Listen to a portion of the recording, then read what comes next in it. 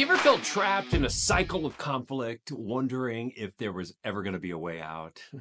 Welcome to the Daily Devo. I, of course, am Vince Miller. Now, this week, we will see a new encounter unfold between David and Saul. More conflict. You thought Saul was done with David, but he's not. So let's dive into chapter 26, which I have entitled Restraint and Righteousness. And let's read just the first 4 verses today. Then the Ziphites came to Saul at Gibeah, saying, "Is not David hiding himself on the hill of Hachilah, which is on the east of Jeshimon?"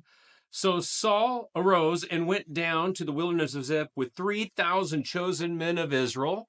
Sounds similar? It should. It sounds exactly like what happened in En-gedi.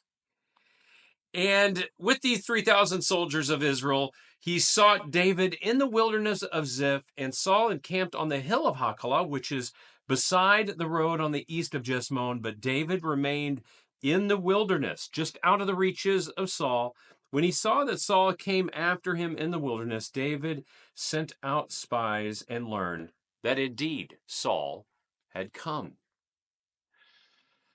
So we learned that David was right back in the same wilderness where he had previously been chased, a barren, rugged place called Jeshimon, which actually means wilderness wasteland. Wilderness wasteland. This wasn't just a wasteland, though. It was kind of symbolic of David's life to this point, cut off from his community and clan, constantly on the run.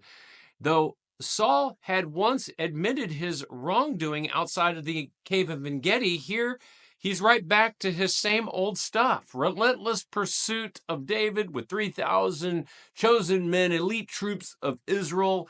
And despite David's hope that Saul's confession back in En-gedi would have resulted in change, the spies' confirmation brought a cold reality to David. Saul was back again to his same old tricks.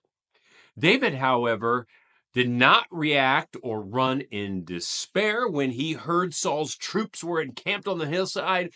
Instead, he wisely gathered intelligence. That's what he did, intelligence. This wasn't just tactical. It was David's steady, courageous faith at work.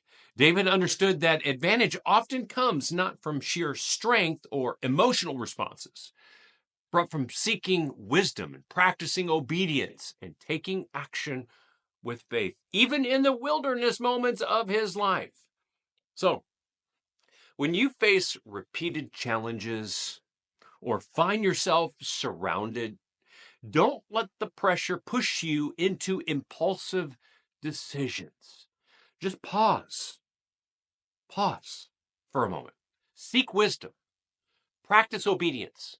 And take godly action. Pause for just a moment. Seek wisdom, practice obedience, and then take godly action. You will be blessed if you do.